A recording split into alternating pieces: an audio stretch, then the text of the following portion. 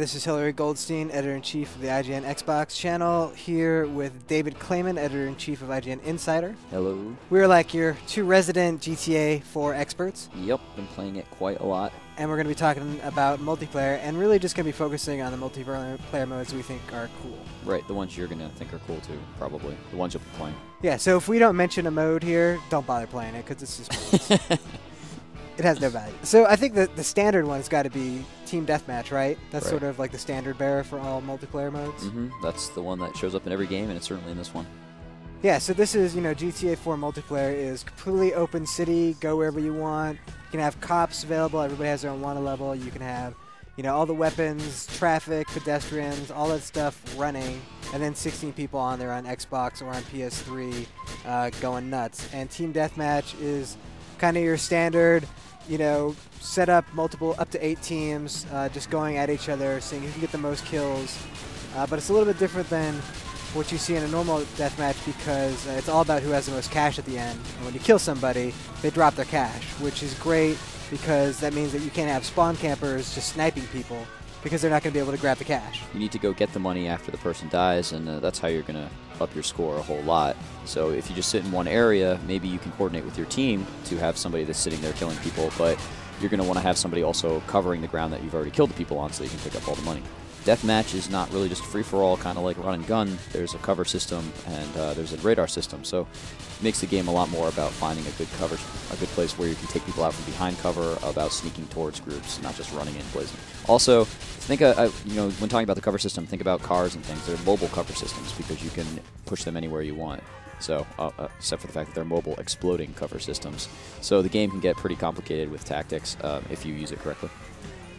Yeah, so another one I think that is going to be kind of, I guess you could maybe say is the meat and potatoes of GTA multiplayer has got to be free mode, which is 16 players in the city, no rules, do whatever you want.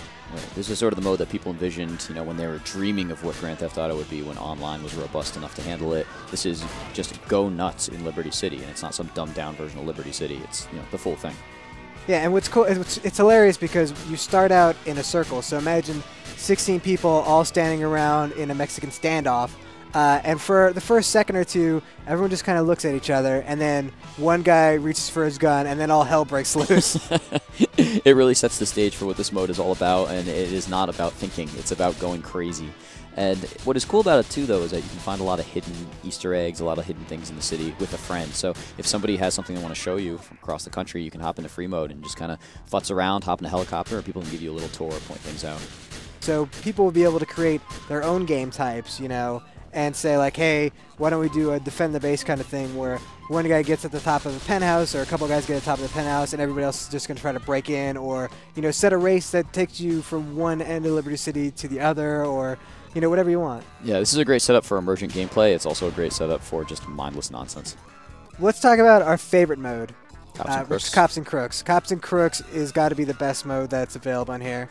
And Dave, you love talking about it. Explain it. Man, okay, so how many times have we gone over this setup? Cops and Crooks, this is the way the game works. You have a set of cops, you have a set of crooks. The cops spawn in a cop car, the crooks spawn on foot, and they have to find a vehicle, but the crooks have a waypoint on their map that they're trying to get to. And this is a vehicle, a boat, or a helicopter or something, and when they get there, they escape. The cops are trying to pursue them towards that waypoint, but the cops don't know where that waypoint is, so their only indication is where the crooks are on the map. The crooks also have a leader, and if the leader dies, it's game over in a particular game type of Cops and Crooks, where it is all for one. Basically, it becomes a game of cat and mouse, where you have one group going towards a point on the map, the other group chasing that group on the map, but you have to use team tactics, and that's what makes this game so great. Because when you get in the vehicle, somebody's got to be driving, somebody's got to be setting the waypoint, and you also have to be protecting the leader of your group. And the cops have to be working in tandem because sending one guy in against many is never going to work in this game. So you end up talking to your teammates a whole lot, and the team that talks is going to win. Yeah, or the team that just has good driving skills. And you have to be able to navigate, you have to be able to drive, you have to be good in combat. And you can sacrifice all the pawns that you want when you're the crooks, because the idea is you want to get that one boss to safety. And people might be crazy and try to just hop the boss on a motorcycle, which leaves him unprotected, but he's in a fast, very maneuverable vehicle.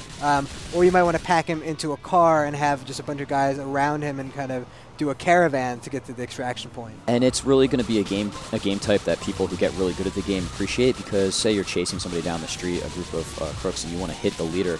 Getting off headshots from a moving vehicle is not that easy, but the people who are able to do that, who are able to shoot out tires really well, this is a game of particulars, and it's a game of seconds because of the way the waypoints are set up. You're always just escaping with a little bit of time left, or just stopping somebody before they get away. Next one, I think kind of the last of those team competitive modes that I thought was pretty good was the Carjack City. Yeah. And the Carjack City, the idea is that you have a variety of teams, and there are just randomly chosen special cars around the city that everyone's trying to jack at the same time and get them back to a drop-off point without having the less damage that's done to the car, the more pristine it is, the more money you get for it. And some of them will have drugs in like the glove compartment that make them a special bonus and such. But the idea is everyone's trying to get to the cars first, and then once somebody has the car, the other team is basically trying to intercept them and either do a lot of damage, take out the car, or jack the car, whatever it is. So you just see sort of a lot of high-speed chases, and sometimes a lot of strategy too, because people will know where the drop-off points are, so they'll camp at the drop-off point and basically just wait to destroy the car when it's about to be delivered. Yeah, and it has that element of chaos where, yeah, you can play according to the game rules straight as they are, or you can just go and mess with everybody else and ruin their drop-off points, which is really cool. We should also mention that there are 3 co-op modes in multiplayer. These are basically 4-player game that assume sort of the same mission structure that you would see in the GTA single-player campaign. Nobody plays as Nico, you just play as 4 random nondescript hoodlums. But, you do get to play through a mission, so there's cutscenes, there's an objective that never changes.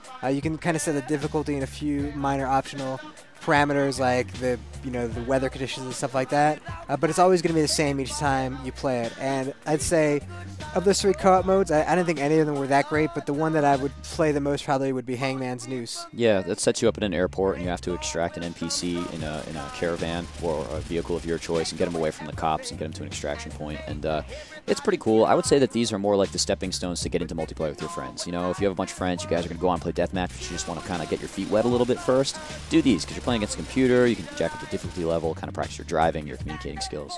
It's kind of fun that way. But there's not a lot of replay value in them. There's an achievement on the 360 for beating all of the set times for each one, but I don't think that's very much incentive to keep playing them. But, for 1 or 2 times through, they're kind of fun to play. Yeah, it's a good starter mode for online play. So that's it for our look at the multiplayer. Those are the modes that we love. So I'm Hillary Goldstein. I'm David Clayman. And we will see you online.